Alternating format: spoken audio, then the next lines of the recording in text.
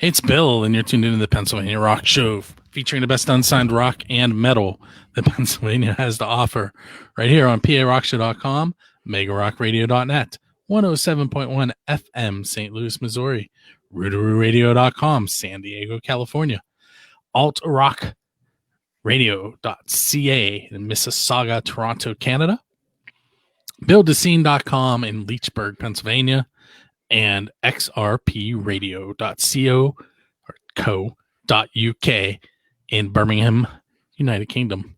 This is episode number 541, and with me this evening is John Lane the Fourth from Three Vultures. Yeah, 3V.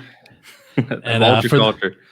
For those of you that are watching the video, you'll notice the Mickey Mouse Clubhouse stuff on the wall. I believe there's a John Lane the Fifth in there somewhere. Yeah, Johnny Five. You might hear some appearances. I think him and his mother went upstairs. We'll see. How old is he now? 9 months here in a few days. Few days. Huge. What date? The 12th. That's a week before my birthday. Although I'm going to be a lot more than 9 months. Only like, 35 this year? Sure, we'll take that.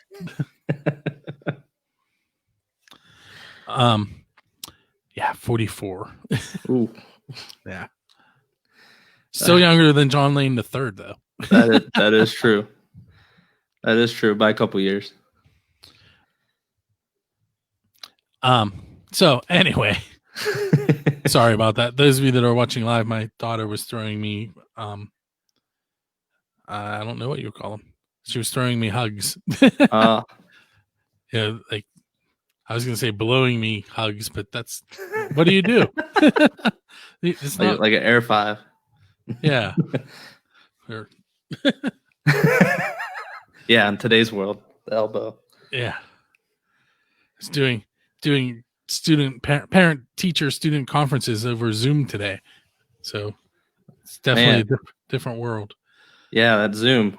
That's a top dollar company now, huh? Yeah. I took a picture of my classroom and green screened it.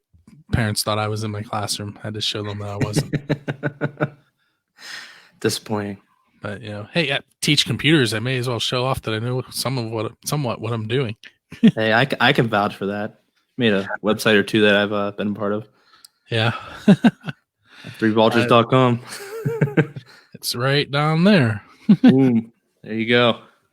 Someone's got to plug it.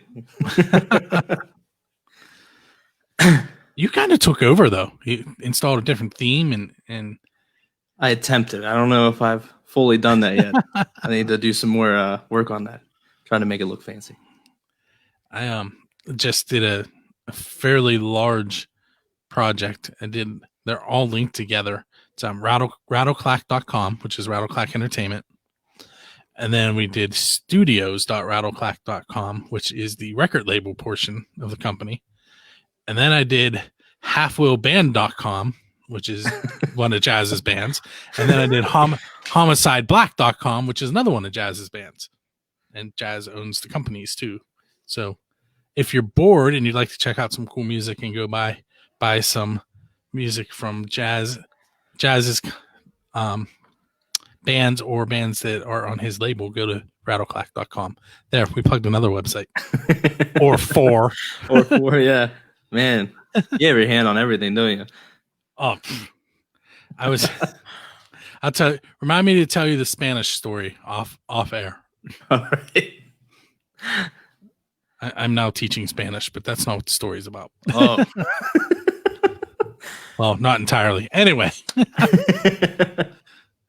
So, besides being a dad for the first time for the last 9 months, how has the pandemic been affecting you and both your regular life and your band life?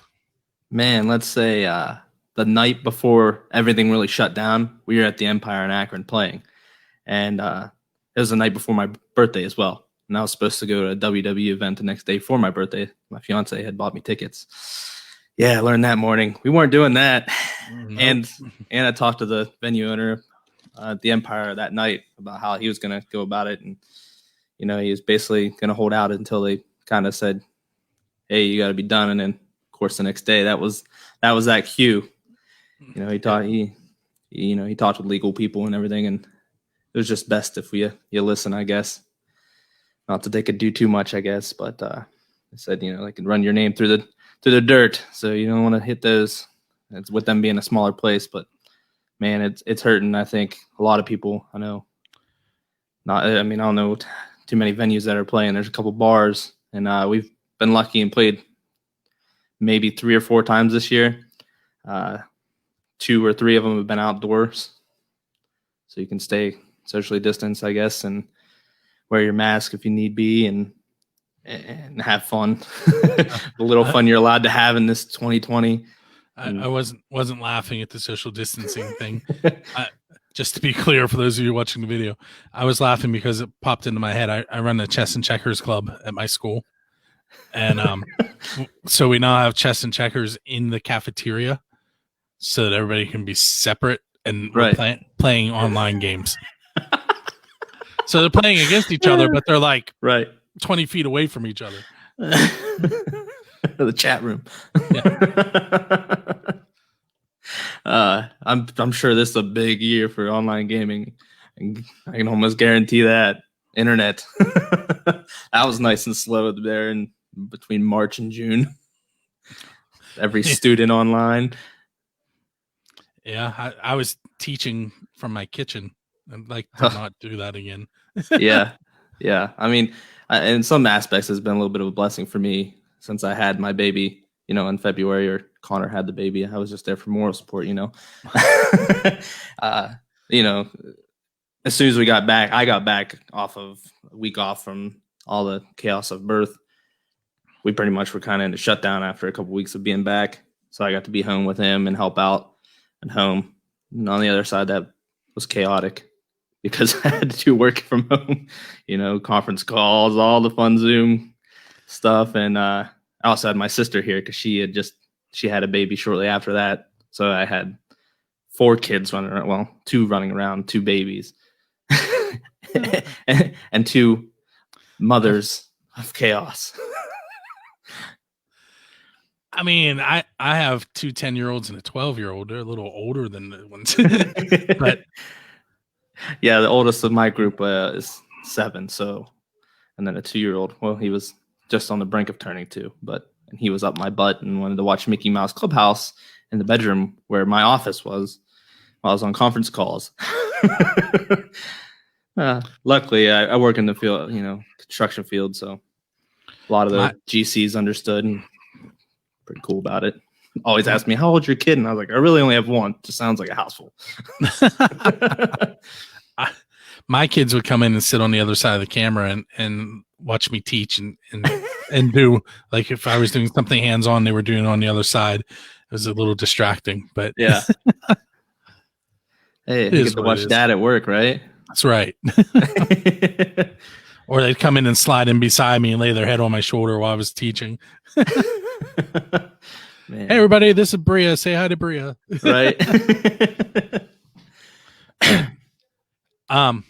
We had like the March 13th, which was a Friday. They had told us in the morning that we were going to have an in-service on Monday, and we were going to start preparing in case we had to go distance learning. And then at the end of the day, as the kids were walking out of the building, an announcement was made that we were closed. It's like, okay, then. Wow. So then we did have the in-service on Monday, and I came home, and I was sitting on the couch right over there. And my daughter was on crutches, and I put the crutch under my forehead, and I was just leaning there. And my wife walked over, and she's like, "Are you okay?" And I was like, "Listen, I'm the person that is the most prepared for what we're about to do, and I don't know where to start." Yeah, man, I couldn't imagine being a teacher right now. Like I said, I had to do things remotely and on calls, but I'm not doing it to masses of students and trying to keep parents happy. It actually cut down on my travel. We weren't allowed to travel, so I didn't have to go out in Missouri where I'm doing construction sites, cell towers and such. And I just got to sit at home, and I mean, sometimes I get a headache if something happens on a construction site. You're like, okay, take a photo. I'll try to help the best I can. But I couldn't imagine. There's a lot of pressure on teachers. I mean, my fiance is going to school for it, so I get to see the fun side of things. A little bit more sympathize. Currently, we're in person and have been this school year, but the numbers are starting to get ugly again. I'd say it sounds like a lot of schools I know, talking to my fiance, it sounds like some of them are getting ready for once winter break happens, they might not be back.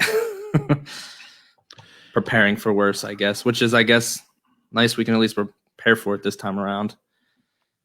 Well, I mean, there were pluses, like I didn't have to drive 100 miles a day. That was one of the best pluses for me as well. 49 miles each way. Yep. This is a PA rock show, and I'm an Ohio guy. I was born in PA, but I still work in PA. So I had to drive across that border. Don't worry, I wait to get gas as soon as I hit Ohio border. Oh, of course you do. I was looking that up. I think the taxes here in Pennsylvania are like 58 cents and 9 tenths of a penny. Wow. What? I looked it up. I was looking on a map it was July of 2020, and the only state that had a higher tax was California. Oh. Yeah. Man, that's intriguing. But not to guess that. Which may explain why they're all trying to go hybrid there. Right. Yeah. They want us to think they're hippies and they're trying to help the environment. Right. It's really because of the taxes. Right. They're just avoiding those taxes. Saving that money. You were right. We really haven't talked much about music. Yeah. Well, that's what I do best. I will say the beginning of the pandemic was interesting because, like I said, we played a show the night before everything was shut down. And then shortly after that, my guitarist, Dustin Cutright, guitarist, singer, was sick. He actually got quarantined for 14 to 20 days. They wouldn't test him because he wasn't high risk because it was so early on. But he had a couple doctors, presume positive case.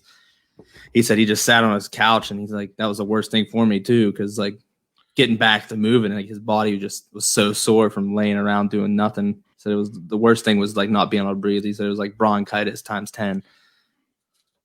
So that was a scare. I so far have not had that issue, but I have had an issue caused by being at my house for 7 months and not doing anything.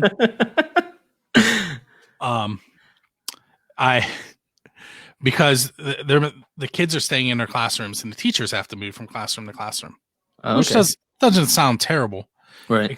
Except I'm teaching 4 to 8 science, 4 to 8 streams, starting this week 4 to 8 Spanish, and kindergarten to 8th grade computers. Ooh. Now we have one classroom is out in a double wide trailer out in the parking lot. The preschool through 2nd grade are downstairs under the church. Oh, geez. And then 3rd through 7th are on the upstairs above the gym. So I go up and down those steps, at least counting getting to school and leaving, 5 or 6 times in a day. Wow. I am not the most fit person in the world. 2020 is your year, man. And then on Thursday, I dropped my laptop while I was out in the trailer. Then I forgot my phone out in the trailer. Then I went upstairs and we were building catapults in my stream class. And one of the kids dropped something and I picked it up and my belt broke. Now, my first class started at 8:10. At that point, it was 9 a.m. All that stuff happened in 50 seconds or 50 minutes, and I already been outside and on the upstairs floor. Man. No worries though. On my prep period, I got on Amazon and ordered a new belt. Right. Same day delivery, right? Probably drone to you that day. I got it Saturday. Man, yeah, you're gonna have a rough time when this winter stuff hits. I didn't even think about that. That trailer's outside. Snow boots. I am. The trailer used to have the computer lab in it, and Right. I taught computers for the first 11 years that I was here at school, so I have experienced it, but I forgot about it until you said it. Oh man, now you have that to look forward to. But I will say, No. the music side, on the music side of things, it's been kind of nice this pandemic to have a break from playing out a lot, and we've been working Sleeping. on it. Yeah, sleeping is what it actually means. No, go ahead. Working on. We're working on some new music. Good bit of it was done before the pandemic, but that gave us time to settle down and actually let our engineer do his work and get the best product that we can. We're not trying to rush get anything done, but at the same time, we're kind of like now dragged our feet a lot. We haven't done much this year. We've been talking to some people, such as yourself, Bill. Give you some teasers, and we keep saying we're going to drop this thing. Now it's like, okay, we've sat around. We need to do something. Let's get this thing going. People don't have anything better to do, listen to music and watch TV, right? I have been binge watched so many things since. And every time I get to the end of something, I'm like, now let's start something else. That's the worst part, trying to find something new. I finished the Blacklist 2 weeks ago. I finished Designated Survivor last night. I finished. Oh, what was the other one I was watching? I don't remember. That's terrible. It was good too. See, it's that 44 thing. Yeah. The memory's gone. You write these things down, Bill. I can tell you when I was in Gettysburg and I was like 8. My parents are gonna kill me if they ever listen to this. So they used to do these guided tours. Yeah. Where they were self-guided. You'd rent a cassette tape and you put it in your car, and as you drove around, it would tell you what you were looking at. And cassette tapes? What are those, Bill? Exactly. and it would beep, and when it would beep, you were supposed to stop the cassette and do whatever it told you to do. Right. Well, there's a spring there, and I can't off the top of my head remember the name of the spring right now, but it's in the middle of one of the battlefields, and they both armies drank from this spring. Well, at the time, they had a water fountain attached to it, so you could go down and drink the water. Well, we get to that point, and my dad stops it before the beep. We get out, we walk around, we drink the water, we get back in, he starts the car, and it goes, "Do not drink the water." Beep. So I remember that, but I can't remember what show I was watching yesterday. Classic dad moment right there. I bring that up all the time. They get so mad at me. While you're looking at the cars. Yeah, I'm trying to. What was I watching? Blacklist, Designated Survivor. Man, I can't remember. I was watching like 3 of them simultaneously. Well, if you haven't watched Black Mirror, it's a very strange show, but that's a band favorite of ours. We actually have a song, Black Mirror, it was off the last EP. And then DOA, another show that I know Dustin and I like. I believe Austin does too. He's sometimes out of loop on the fun stuff, but we have a song, Science and Religion. It's actually based off of that song, and that's on the upcoming EP. And the plan is to do 3 EPs and then a large album drop. And I think we're going to go with the self-title album, the real deal now. It's the plan right now. I think we're going to do 5 songs each EP. This is the game plan. We'll see how that goes. We have 10 written, 5 done, and then 5 other ones that need some touch-ups and continue writing on. A lot of different styles with the stuff we have going on. Dustin and I did a doom metal band with a buddy of ours not too long ago, so we have a little bit of some touches of that and some stuff just from what we learned there. Some punk, which from my early days, and High Class Kicks. and just a little bit modern alternative with our inspirations of Smile Empty Soul and our basic grunge, Chevelle, Deftones kind of stuff. We've been actually covering Deftones lately, and when we play it live, I dread it every time because I'm not the best at covers. I'm really bad at learning the way to play the way they play it, kind of make it my own, which I mean, it's kind of us. So people seem to dig it, but I'm waiting for that one guy to be like, you're totally messing that up. Well, tell them that you reconfigured it. That's not the word I want though. I don't know. I almost said recreated. When you take someone's cover and you make it your own, why can't I'm really, really not having a good time thinking through it. I even tried to cheat and log into Netflix while you were talking, and I still can't find what I was watching. Oh man, the kids started watching something else. Now the history's all gone. Well, the kids and my parents. Your parents. Aiden and I started watching the 100, but I've already watched that, so that doesn't count. I already binged that. and there's a show. This will tell you how bored I can get. I'm watching this show called Outback Truckers. It's literally about driving semi trucks in the Outback. Did you watch The Floor Is Lava yet? We did that like as soon as it came out. Binge that thing. I watched my childhood. My watched a little bit of that because my kids got onto it. Yeah. I'm also watching another one called Heavy Rescue 401. It's about tractor trailers wrecking on Route 401 in Toronto and the people that come in and flip them back over. Well, we're talking Netflix and pandemic. I got to ask, were you about the Tiger King or no? I did not watch it. Me either. So I guess we're both missing out on that topic. We've failed 2020. All I know is Carol Baskins killed her husband. It would seem that's what happened because everyone said that. Right. It was on the internet. It must be true.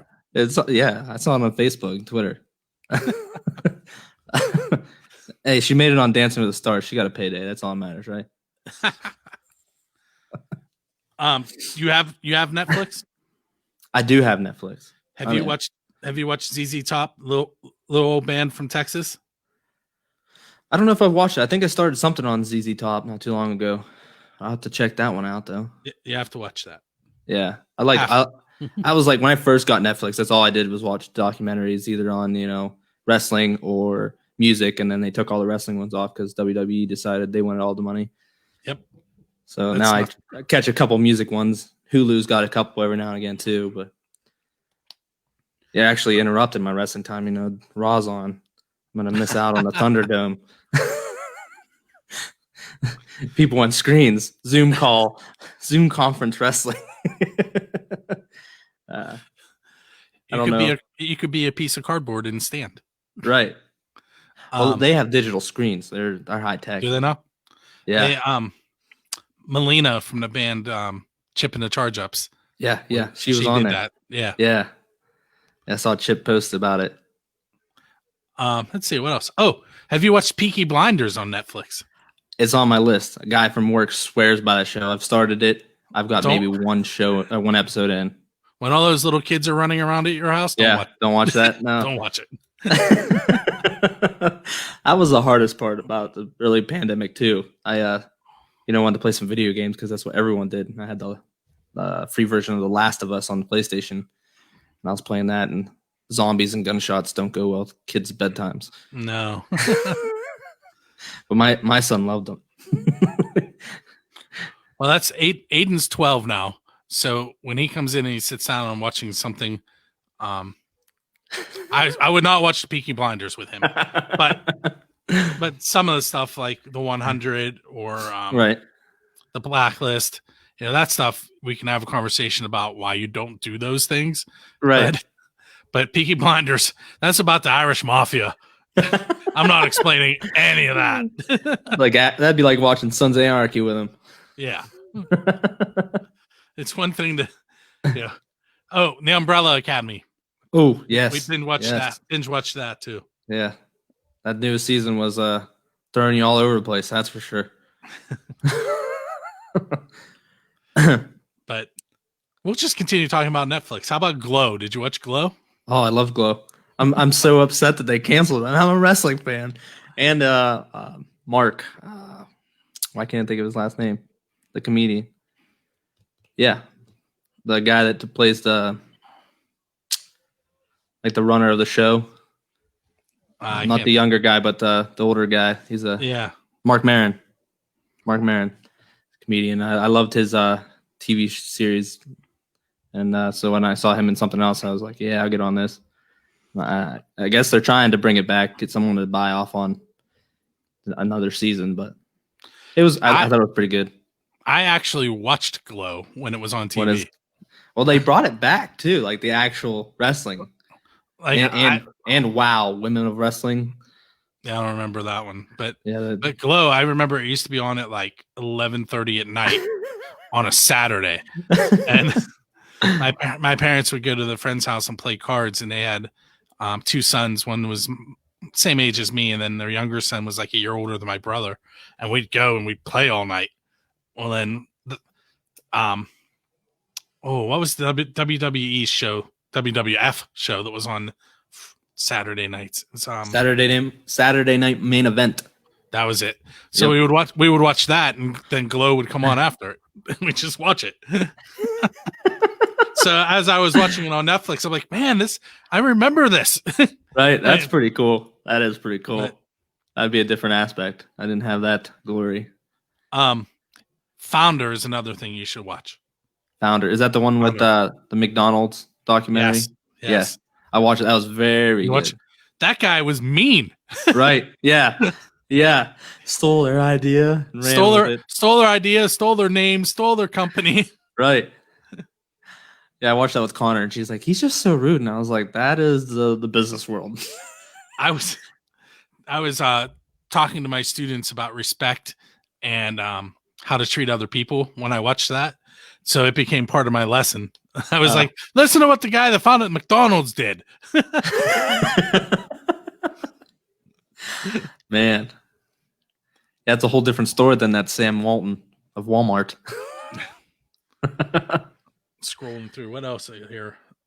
Hell on Wheels. Did you watch that? Yes, very good. Yeah, that was very awesome. Good. Yeah, I don't know if I finished it. I think I did. There's 5 seasons? I don't remember. I hovered over it and started talking. Oh man. It's over here. He's done with his interview. He's on the Netflix. I'm going to watch Hell on Wheels now. You guys thought you were going to find out about 3 Vultures. You're finding out about what we watch on Netflix. Right. This could be an episode of Flix Critics. Flix Critics. That's a podcast that used to run on First Angel Media. Oh, okay. Which coincidentally was a host talking to a band member about something they binge watched on Netflix. Wow. See there? See that, Fernando? I absolutely did not steal your idea. Stealing gimmicks out here. No, I didn't. Man, that First Angel, they're always doing stuff. Well, they're all over Facebook. Yeah, she's definitely good at the social media aspect on top of all the other things that she's really good at. Yeah. Here, did you know that I'm the vice president of First Angel? You might have said that you found out. Yeah, most people don't know that. At one point, I didn't either. Just like you're actually the band manager for a lot of bands that you don't know about either. It's all right. Yeah. Your dad calls me the let me think. There's 5 of them, right? I think so. Wait a minute. 2 guitars, bass, drummer. Yeah. Mm-hmm. I'm the 6th member of the Hellfire Club. We used to have a 4th Vulture. Our old audio guy. He'd fill in on bass every now and again. We haven't really talked to him much now. We went to this new guy, which is a new topic, I guess. As it'll be a little different with this new stuff coming out. I recorded live drums, but they go into a mic and are transferred digitally or something.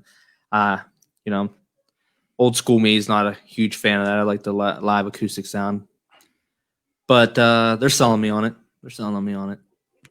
Every time we get, a taste of things, I'm like, can we make that more raw where it doesn't sound like a machine? And they're like, you are the machine. And I'm like, all right, I'm sold. You fed my ego. But it's different, It's kind of more modern, I guess. And, everyone's, maybe the guys in the band are just tooting my horn, but they seem to really like the sound that the drums are coming out. So it'll be interesting to see how everyone else feels about it. I'm pretty pumped. Gotta give it a shot. Gotta try something. Can't be stuck in the old ways all the time. I know the guy we're working with, he's kind of wants to be able to do acoustic setup eventually. So he's shooting for that. And we'll see if it goes. Are you recording in a studio or are you doing a... It's like in a house studio. It was on a dude's... it's like an indoor porch kind of thing set up. And so we had to do it like 10 a.m. and I got like one take the first time. That was when we did Seneca. And then when we did the other ones so that we could do a little bit more takes and be loud. And I have Seneca, correct? I think I have Seneca. Yes. That was the one we released. But so that we could actually, have a little bit more time to do it instead of hurry up, do one run and do it right. We actually did it in my attic at my house here. We tracked the drums and then the guys did guitar and bass at his place. And then he has a studio box just for vocals and has a booth and everything. It's fancier than what we had done in the past. Kind of did it in the garage, basement kind of set up. But, it was nice the first two, being DIY band type and helping out other locals. I record all my stuff on the stage at Island with Doug Carnahan over my shoulder. Oh, yeah. I see that. You wave to the masses. You wave to the masses in front of you. It's real weird when you look at the crowd that way, Bill. And there's the floating Build the Scene logo behind me, right. Too. But this guy we're working with does a lot of work. He is a hardcore band of his own, Dora. They're out of Youngstown. And he does a lot of ghostwriting and stuff for some bigger bands and whatnot, and has recorded some larger projects. So it should be very different from previous, a more professional take on our music. I know when we had a review last time with your boy, I can't remember his name off the top of my head now. He's gonna be mad. Man. With Brutal. Pat. Yeah, Pat. When he did a review, that was kind of one of the things. It's just, tighten up a little bit more professional recording and touch up some things, but really dug our sound. So I'm hoping that he likes what we're putting out now. I know I sent him Seneca and he was ready to do a review then. And I was like, man, you do you, but I got some more stuff coming. If you want to wait till the whole thing's done. He's a little busy now. Yeah, I see that. He's got 2 projects of his own going. And he has Seethe and 9 Stitch Method. Yep. And then he's recording vocals for other bands. Like he's not in the band, but they're having him record. And now he owns Brutal Business Entertainment, the record label. Right. And he has a full-time job. He's almost caught up to me. Almost. Man, the life of the music world. I need to get back on track with mine. I'm actually working with a lot of the guys from High Class Kicks. We started there for a little bit. We're going to do the Subjects thing and kind of revamp the High Class Kicks and do more like punk, rock, and roll, not so much punk. We started practicing in the middle of the pandemic. Then when things got heated up, we kind of died out because they didn't want to gather too much. But now we're working on, doing like a rockabilly project. It'll be like the same guys except for the singer. He's not involved. So you're gonna be a stand-up bass? That's the plan, the long-term plan. Right now, can't do rockabilly without the stand-up bass. Right? Yeah, the guitarist, my guitar, he's full on. He's like, I want to get a full-size stand-up bass. He's like, you need to learn, these rockabilly techniques with the drums. He's like, can you get some of those brushes and different tools? So I bought some of those and trying them out. It's a whole different thing. We practiced last Thursday, and we're looking to practice this Wednesday. And it's a whole different challenge, that's for sure. I'm used to just beating on things. Now I gotta get this train method down. Are you gonna oil your hair? Oh, I'm gonna have to, right? Slick it back. Give the Elvis look. He's kind of got that going. The guitarist. He goes full mode though. Because when I first started jamming with them, when it was High Class Kicks, it was supposed to be like a glam band, and he had the long black hair, and he would wear spandex. He's like, you're gonna have to wear spandex and glitter and this and that. And I'm like, man, I don't know if my big legs are gonna fit in spandex. I sit behind a drum kit. I didn't have long hair at the time. He's like, you cool to wear a wig? I was like, I can pull off a wig, but I don't know about the spandex. I don't know if I'll be able to move my legs drumming. But he goes, I mean, which is what you got to do, man. You got to go full go for that look. I think that's a lot of things that miss in the music world now. Everyone's so general and just a normal person, which is cool, but people will blame the grunge era for that. I was just gonna say that's the plaid and the jeans and staring at your toes. Yep, yeah, and it's a lot of Three Vultures. I don't think you've got the pleasure to see us live, but I have not. That's exactly my guitarist, singer to a T, which I give him, a little bit more slack since he has to sing and play guitar. But my bass player, I'm like, man, you got to move. I'm back here on the drum kit making all kinds of waves, and people, I try to entertain people and keep them busy while the music does the rest of that. But I tell him, that bass player, I was like, man, you got to move a little bit. Give me some help back here. I tell people all the time when I'm doing concert photography, I'm like, I really don't like taking pictures of the bass players because they just stand there. If you ever look, if you ever get a chance to look at like a day from Rock for Life where I've taken, like before I released the pictures, like that's 700 photos I took, there might be 100 pictures of bass players. Yeah, get those Steve pictures. That's Steve Craven. He knows how to move around. He's hard to get though.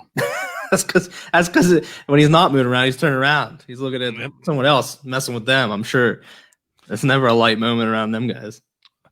Mike Ekus. I get some decent pictures of him. Oh yeah. We used to have a running joke, like he's all over the place on the stage, and he never has his eyes open. So I would be, I ask him all the time how he never ran into me, right? Because again, not a little guy, and I'm up on stage, and he's just throwing himself all around the stage, playing with his eyes closed. Man, and I've never seen him fall off stage either. I can't figure it out. That's the way to do it, though. You gotta have that energy. I'm all about it. I mean, you know who my dad is, so I'm all about that entertainment and energy and being up in the crowd, man. There's so many times that, different drum breaks, or I guess bridges and songs and breaks and songs. I like to run out from behind the kit, and usually I try to storage stickers behind or merch throughout the crowd, and gotta be center of attention. Tell me the truth. Do you yell somebody scream? I don't. Not unless I'm playing a show with him and I'm, busting his balls a little bit. But I leave that to him. I'm not even sure what I yell. Not much of anything. I was trying to figure out if it was genetic or not. I don't know. I haven't hit that point yet. I'm not old enough, right? There's like an age. I don't know if he's always done that. I'm trying to think back to the days. It's probably like his thing he's done forever. I'm trying to think back when I saw you sing. Oh man. See, I have seen you live. Yeah, you have. You've seen me live. Just me. That was actually that was the show that he got up on the van and his shoes. Yeah, the roof. Yep, his boots melted to the roof. Oh, the truck? The truck that was sitting next to the stage. I actually got to jump up on a stage last summer and do that song with a buddy of mine. It was kind of fun. He said he was doing bodies, and I was like, I'm coming up there. He's like, I don't care. I don't know how good it turned out. I was drinking. Wasn't playing that night. I was supposed to play my Doom band. And see, that part of it must be genetic because he's on the stage. If there's a stage and there's lights, he's up there. That part is definitely genetic. I've been brought up on stage to sing. I've been brought up on stage to play drums. That one happens least frequently, surprisingly, because I'm a drummer. Most of the time it's to come up and sing. It's because you're playing acoustic drums and they want it to go through. Right. Yeah, they need the electronics. Yeah. Can't do that. My guess is it's really because their drummer doesn't want you hitting their drums. That's actually very fair of them. I have drummers come to me, I get asked at some shows, you mind if I play my kit? I'm like, yeah, I don't care. You're not going to do more damage than I probably do to them. I'm not a light drummer. That is for sure. Trying to be a little bit better so I can focus on technique, change my ways. Oh man, I can't think of his name. That's terrible. Drummer in Doppler Effect. He passed away. I cannot think of his name right now. But we were at a show one time, and the police came and told the sound guy that he had to turn the mics down on the drummer. What mics? Lou Goldenson. That was his name. He was not mic'd. Right. Yeah. I tell venues all the time, like, if you want, you can mic the kick, but I wouldn't mic anything. I usually get in trouble for how loud I am. Lou played in a metal band and a southern rock band. Doppler's the southern rock. I can still remember our very first show in Salem, Ohio. Opened up for Metal Lord, our buddy Sean Up the Graph, who we were in the doom metal band with for a little while. After our set, he said, "Man, it sounded like an AK was going off out here every time you hit that snare."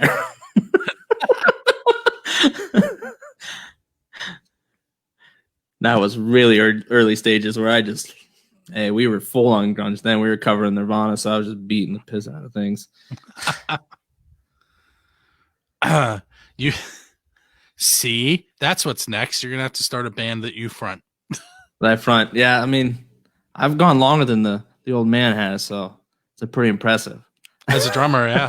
Yeah. He had to throw in the towel over there. Like, I thought I was getting there. It was 2 or 3 years ago I started having some carpal tunnel issues, and I was like, man, it's in the blood now. I gotta switch over, grab myself a microphone. Nirvana / Foo Fighters thing. That's a perfect segue. This is a question that I definitely have not asked you. All right, let's hit it. Okay. So I'm sure you've seen every so often that I post on Facebook and tag the Foo Fighters saying I want to interview Dave Grohl. Yes. He still hasn't answered. But anyway. You want me to hook him up? I got contacts. Sure. I mean, he does that stuff all the time. Like, he gets just not for you. Yeah. I can't figure out why. Like, I've seen him come on to people's video blogs like we're doing right now, like, because they talked about him. I need to find the right conduit, I think.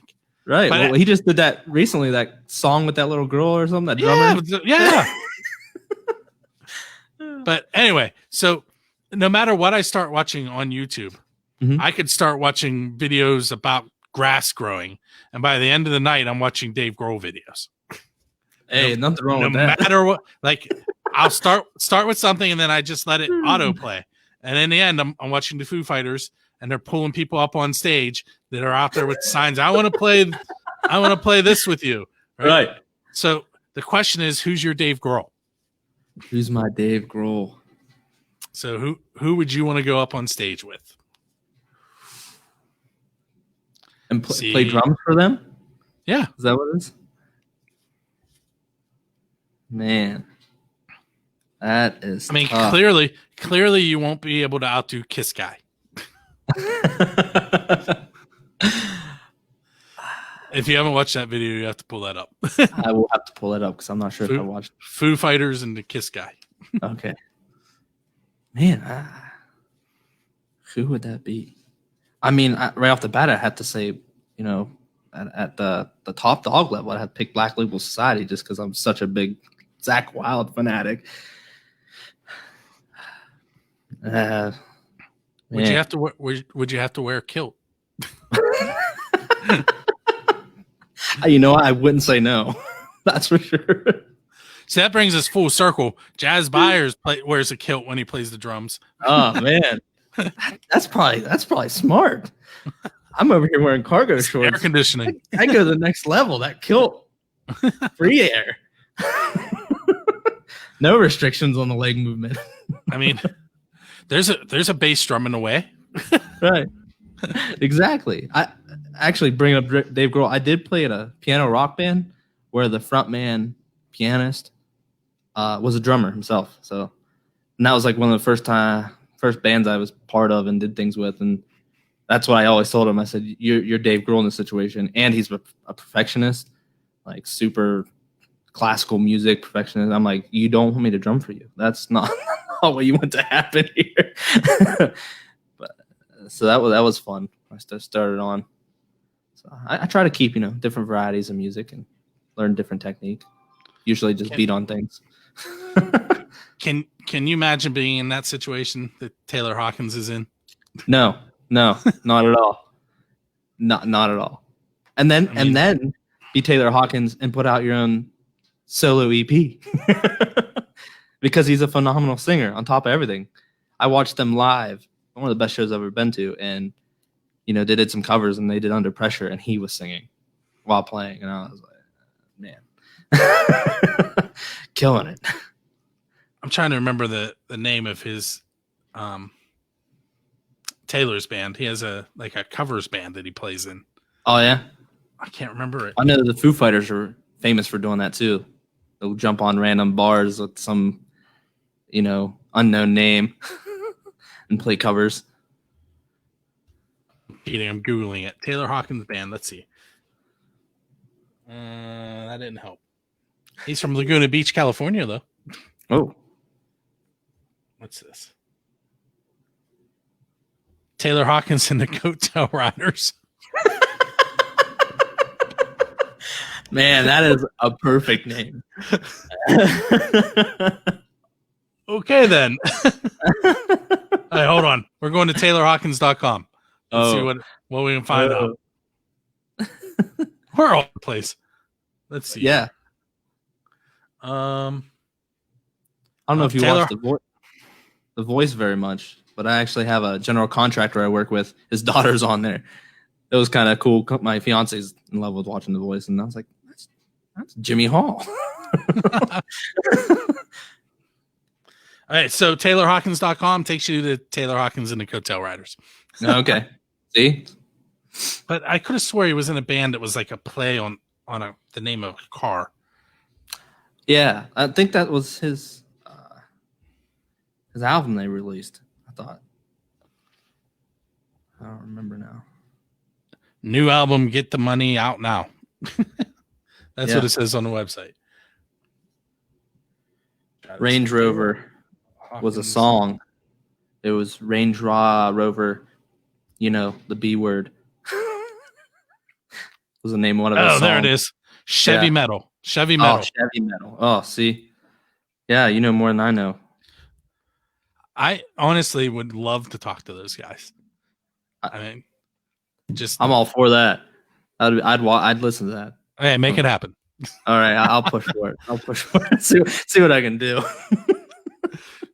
Maybe you tagging them. They probably blocked me. They probably don't see any. You're probably right. They probably did block you by now.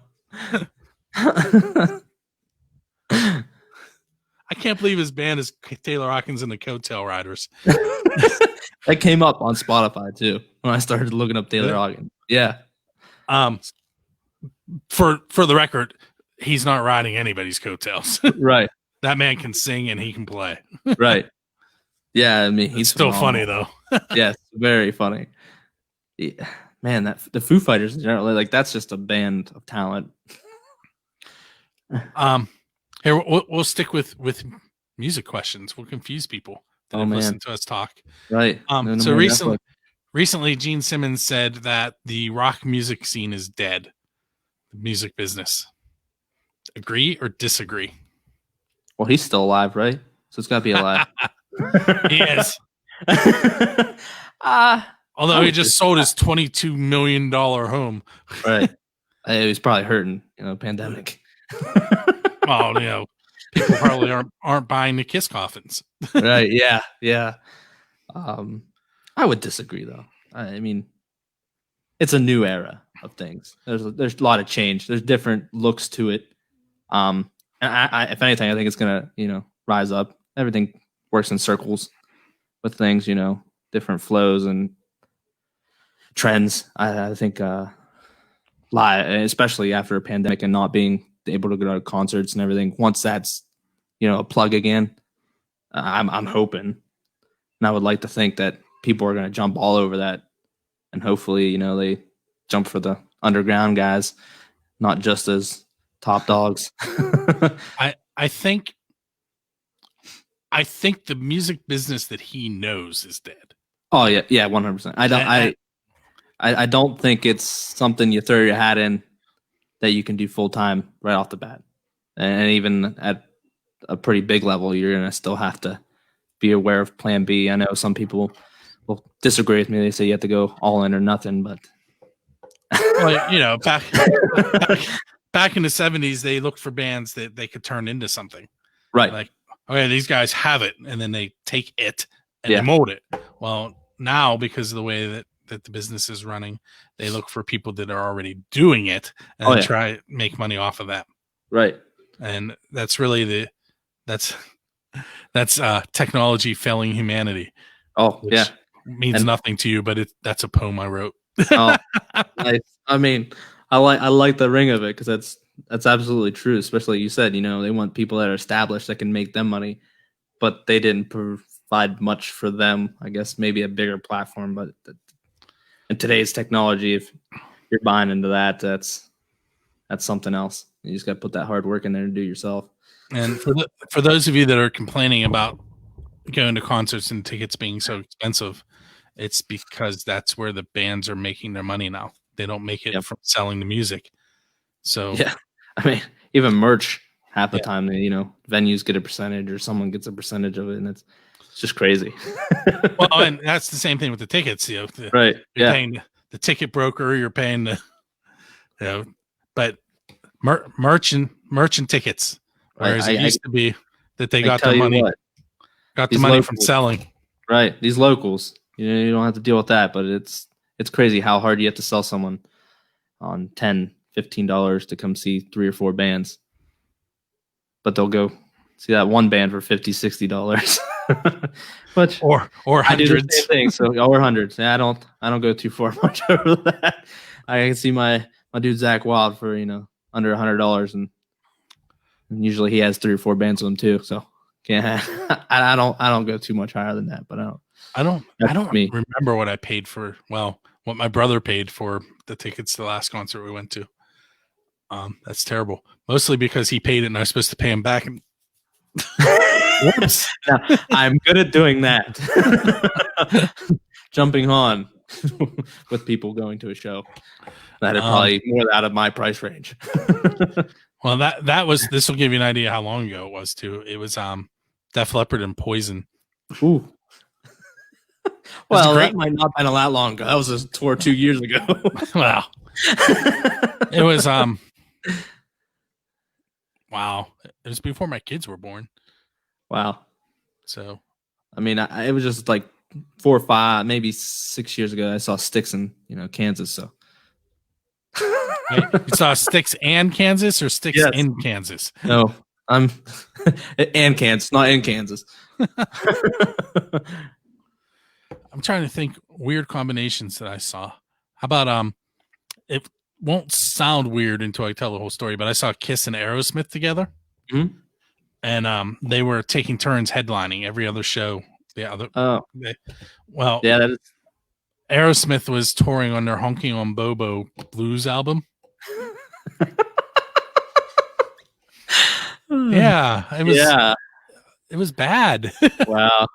That's just like that Rob Zombie Korn. I mean, it's not as crazy mix up, but that's what they did. They were doing the back and forth thing. Because it was supposed to be Rob Zombie, and then, Korn started blowing him out of the water. Well, right. I would go see both of those bands. I would. Oh, so would I. But I've seen Rob Zombie live. I've not seen Korn live, but Rob puts on a hell of a show. The Aerosmith, I think Steven Tyler might have been sick that night because Joe Perry was singing most of the leads, and even on the stuff that Steven usually sings, and they only played for like 40 minutes. So first of all, Kiss went on first. Oh man! So Kiss did their fire breathing and bleeding, and throwing flames, and then the stage curtain comes down, and they put Bourbon Street up on the stage and raise the curtain. And What do they call that? A Texas Texas headliner. When they're there to close the show late, just so everyone can go home. I mean, I would go see Aerosmith again, but Yeah. that is by far the worst concert I've ever been to. Ooh. And it was Aerosmith's fault. But just to make sure they don't sue me, I love Aerosmith. Right. I really do. Right. But it was bad that night. I was like, they said goodnight, and I looked at my wife. I'm like, that's it? Yeah. I had something like that happen with Machine Head.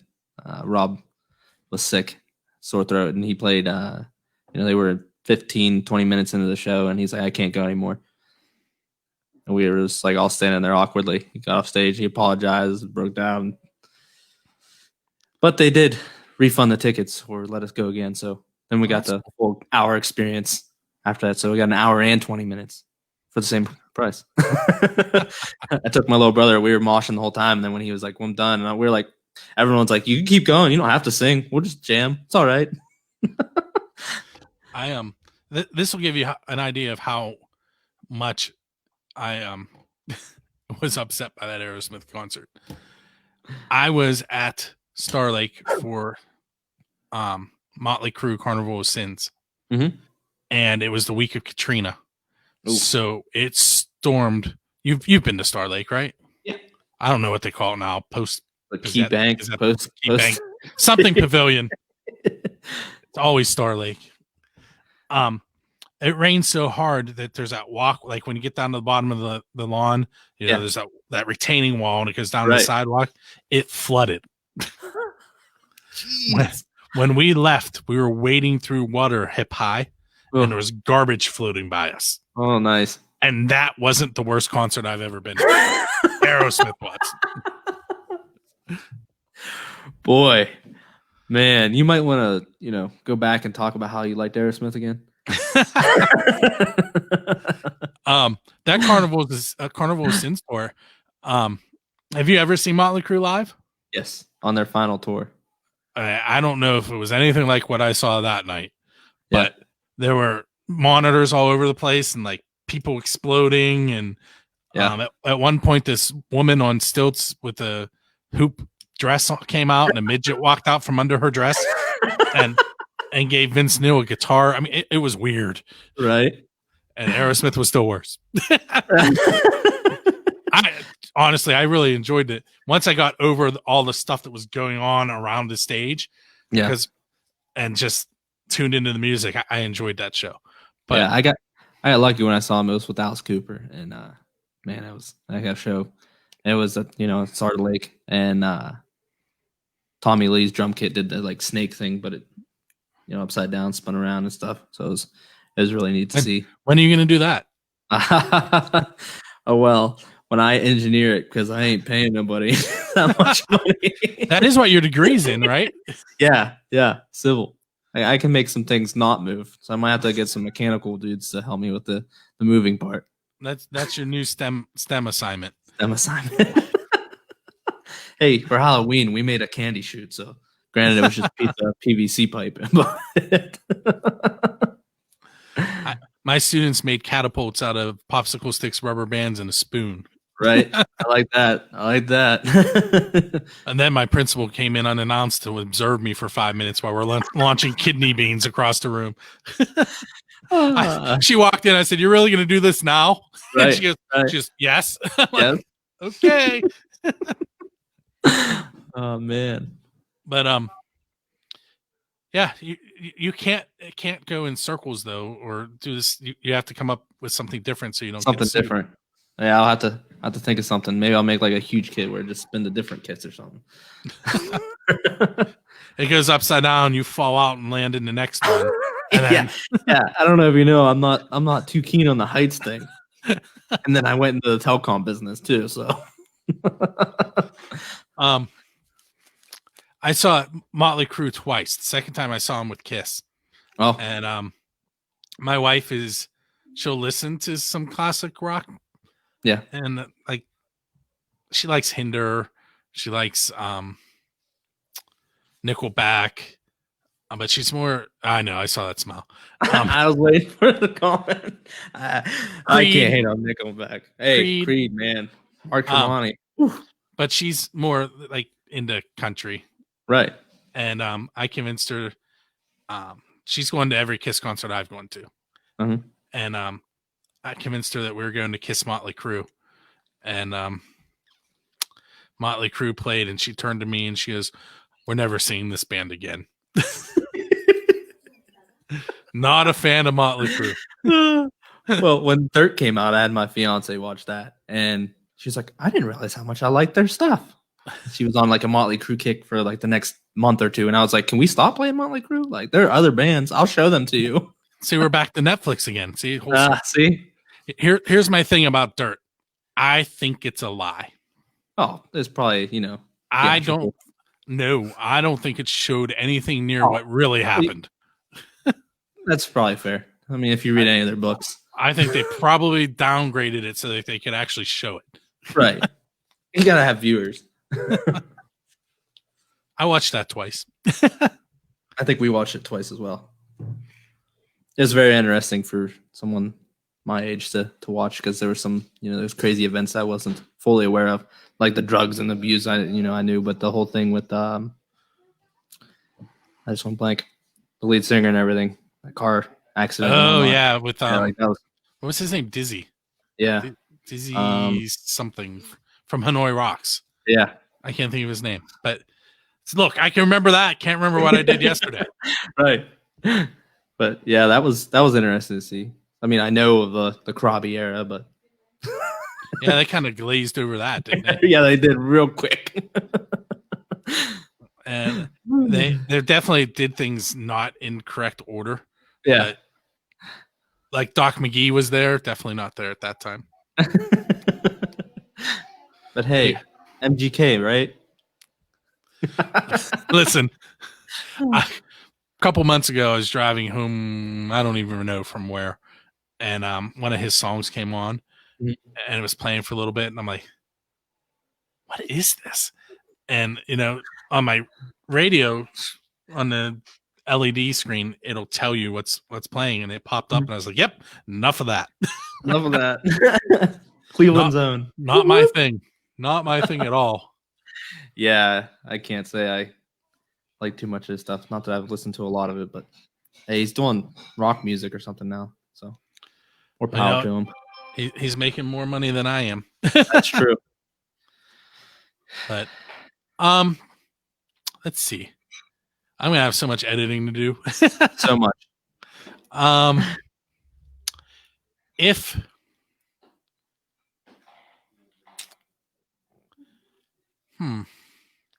But the editing you didn't have to do, which I'm impressed with myself so far, is yes, cursing. So that's because you're sitting in a nursery. I am. Yeah, the kids. If you have the chance to meet your music idol, but you're only allowed to ask one question, who are you meeting, and what one question are you going to ask? Man. Killing me with these questions today, Bill.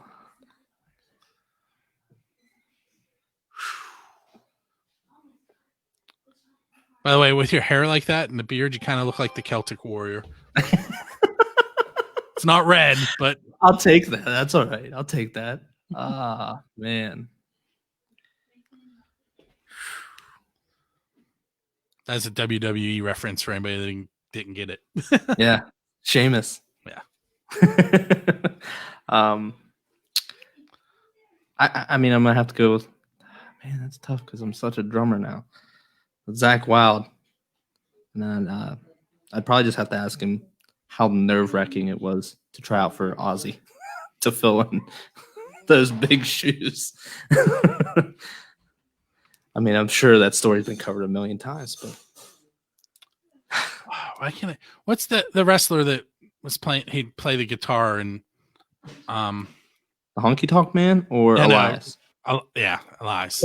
More modern day. Yeah. Did you know he was from Pittsburgh? Yeah, Pittsburgh. I was upset when I went to Extreme Rules 2 years ago, I think, 2018. I wore my Elias shirt, and he didn't even make an appearance. But Kurt Angle did, so that was all right. Also from Pittsburgh. Right. Elias and I have mutual friends. Oh, really? Actually, Kurt Angle and I have mutual friends. Man, you got the connections. I know people that are friends with Elias, I think, through the independent scene, but which has been crazy to me because through Vultures have played a couple independent wrestling shows, and some of the guys that wrestled on these things I've seen on WWE television lately, and then like different Impact Wrestling, which is TNA. There might be a couple on AEW, which is the new wrestling. So that's kind of cool to see. Yeah, there's independents on a big platform. Elias is friends with the guy that I worked with at Kennywood. Oh, okay. That's totally Pittsburgh right there for you. Yeah. Kennywood Connections. I used to own a website called KP Connections, Kennywood Park Connection. It's still there, kpconnection.com. I don't own it anymore, but I still have moderator rights on there. I don't know why, but I do. Man. I can't believe that came up in the conversation. Right. It is Kennywood Connection, but the website is kpconnection.com. Now you gotta give me some references for music video people. You gotta drop some of those websites. That's something in the works. Like people you should talk to? Yeah. To do the video? Fernando de la Cruz. Okay. I'll probably have to have you message me that because First Angel Media. Just go there. You'll find him. Easy enough. He has his own stuff too, but he's on First Angel. Yeah. That's in the works. We want to do a legit music video. We also like to do a lyric video as well, just so we have more content. Try to keep up with the fun world. The first freelance photo concert that I did was in February, and I was so pumped when I was done because I've taken photos at Rock for Life for 18 years, and Jonna gave me a good camera, and she's like, "Here, shoot with this," and all of a sudden my pictures are good. Who knew you needed good equipment? So she convinced me. She was supposed to go shoot this. Frank Vieira, who's been on the show. It's a country band. Very, very good, very tight. But she was supposed to go shoot him, and she got food poisoning. And all the other photographers were already at shoots. And she's like, "I really need you to go." And I'm like, "I really don't know if I can." Yeah. And so I went, and I actually was pretty happy with the shots I got. They didn't know it was the first time I was being paid to do it. Again, I have a long history of doing it. I just never got paid to do it. Right. But anyway, so you're more like a musician than you know.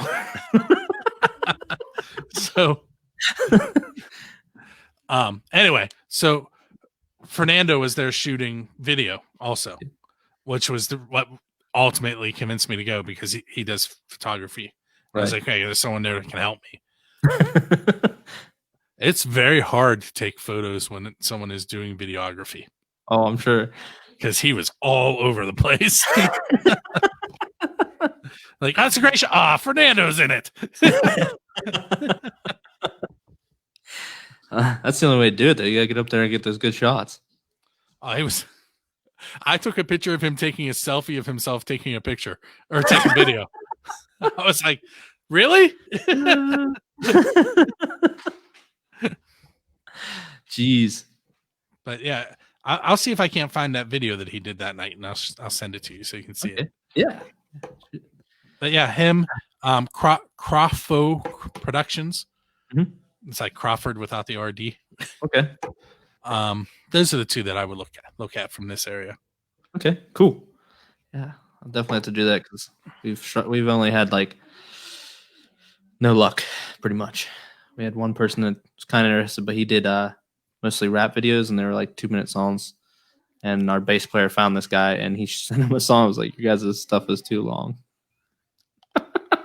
And I was like, "Yeah." And after watching 2 or 3 videos, they all pretty much started out very similar to. I was like, "Oh, he's got a niche, and it's in the rap scene. They look professional. Well, it's kind of hard to break out of the niche. I'm still trying. My buildthescene.com is supposed to be for all genres, and everyone has me pinned as rock and metal. No matter how often I tell them, look, I want to play your music. Send it to me. It's that PA rock show. Yeah. Tag. Well, it took me a while to figure it out. I started out with AK Music Scene, Ali Kiski Valley, and then a couple months later I did Pennsylvania Rock Show. So I went from AK Valley to Pennsylvania. So I moved a little bigger. Right. And then I got Podcast Your Scene. So I got rid of the limiting myself. And then I realized that, the Pennsylvania Rock Show, I have all these bands from all over the world that want to be on it. But it's called the Pennsylvania Rock Show. It's how you connect the dots to Pennsylvania. That's what it is. That's right. That's how you're on here. Right. And then that's where 3 Questions and a Song came from. Right. So I could have all those bands that want to be on. Yeah. Which I'm a huge fan of that. This one's great for my traveling to work, but the other ones are much better for while I'm at work. The one that's coming out next week is her name is Scarlett. She is from just outside Inverness, Scotland, and she's currently in London. Interesting. Yeah, so that one I talk to people all over the world, which is awesome. Especially right now, that'd be crazy. And where's I going with that? Oh, naming. So then I got Build the Scene. There's no way to pinpoint Build the Scene anywhere. Nope. So it took me a while, but I got it figured out eventually. I think pigeonholing myself. I think you're good there. I still laugh at people. I mean, I guess I don't laugh because I'm not being too humorous to them or hard on them. But when they talk about different scenes, like Akron music scene, Youngstown music scene, like, is that even a thing now? Like we were talking about, it's a different type of world. I don't think you can category like areas. I mean, because even like us, we're down in Lisbon, which is half hour from Youngstown, but we consider ourselves out of Youngstown because this is the closest big-ish city.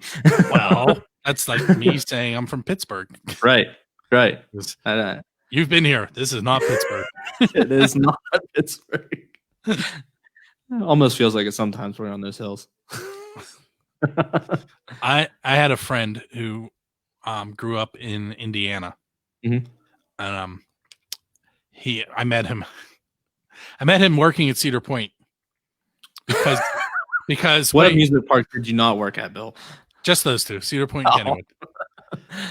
But I met him at Cedar Point because he was hitting on my wife. Oh, we were just dating at the time, and my wife thought it would be a good idea to introduce him to me. Now, this is where it gets even weirder. So, he's a Kiss fan. Yep. He was a freelance web designer. He was born on November 19th, just like I was. And he was hitting on my wife. Wow. That can't be a coincidence, can it? Wow. He's exactly a year older than me. Did the website stuff. Worked at Cedar Point. Had a thing for my wife. That's crazy that your birthday's the 19th. That's my mom's fake birthday. The hospital tried to say that her birthday was, and my grandmother swore it was the 17th, and it wasn't until recently that they found, she was right the entire time. So her whole life, she had to go on paper as the 19th, but it's actually the 17th. Okay. Fun times. This will definitely be something I cut out later, but my mom's name is Mary Elizabeth. My grandmother thought she was naming her after her grandmother, who did not want my grandmother to name her after her. Like there's a big argument about it. Right. And so whatever that would make her my great grandmother, great grandmother. I don't know. She lived her whole life thinking her name was Mary Elizabeth. Her name was Marie Elizabeth.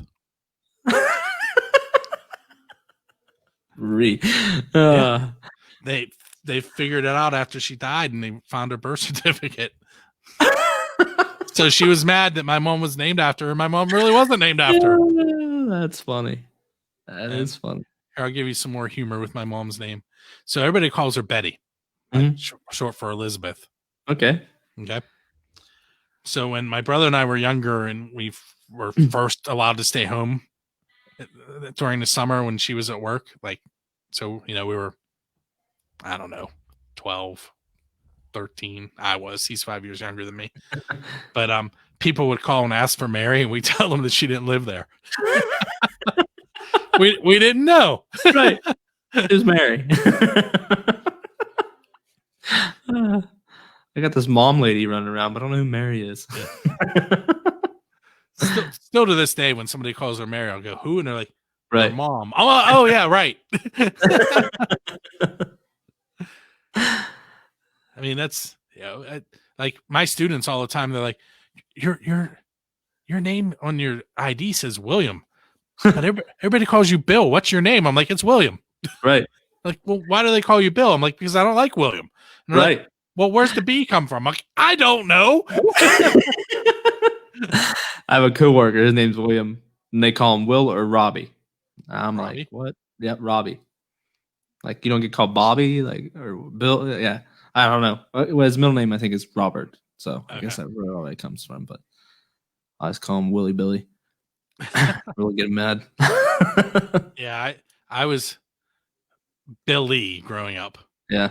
Or Bill. I still have aunts and uncles that call me Billy. I have one cousin who calls me Willie. He's the only one allowed to do it. I still get Johnny, even with the new Johnny. But they call him Johnny 5, or at work they call me J4 and J5. I like Johnny 5. That's pretty cool. Johnny 5, yeah. Short circuit. Yep. I'll tell you what, let me do my outro and we'll get off the live, but we'll keep talking. That'll work. I have to edit so many weird stories out of this one. All right, anyway, this has been episode number 541 of the Pennsylvania Rock Show. At some point in the middle there, we played Seneca by Three Vultures. I have no idea where. You'll hear it. Make sure you check us out each and every Friday when we release new episodes. Next week we have, I double booked, so this one will be interesting. We're going to have Half Wheel and Miss Freddie. If you're into the blues, Miss Freddie she's phenomenal. Man, I'm about to check that out. And Half Wheel just released a brand new CD. As we're recording this, it's November 9th. Tomorrow, November 10th, called Good Days. You can find that at halfwheelband.com. Full circle again. I designed that website. Anyway, so make sure you check out Half Wheel and Miss Freddie. On the 27th of November, which I think is the day after Thanksgiving, is Brad Abbott. On December 4th, we have Royal Honey. On December 11th, we're going to play an episode that I recorded a long time ago. It was Joel Miller, who is the author of Memoir of a Roadie. It's a book on Amazon. At the time, it was the number one, I want to say documentary when I interviewed him. Very cool. He did some roadieing. Is that a word? It is now. For some bands that you have heard of. I read that book. I started at 10:30 on a Friday, and I was done by 2:00 on Saturday. And I want to say it's like 490 some pages. I couldn't put it down. It was awesome. After that, we have Robert Wagner on December 18th. On Christmas Day, we're going to do something a little different. Bill over here. Christmas Day, we're going to play Christmas music from Unsigned Bands. Ooh. And Christina Stanovica from the band The Shadow Event is going to interview me on that episode. Ooh. So we'll see what happens there. There we go. To give you an idea, Christina asks questions like, if your band was in a cartoon series, what cartoon series would it be and which character would play you? Ooh. Our latest question was, who's your favorite drummer, bassist, guitarist, and singer?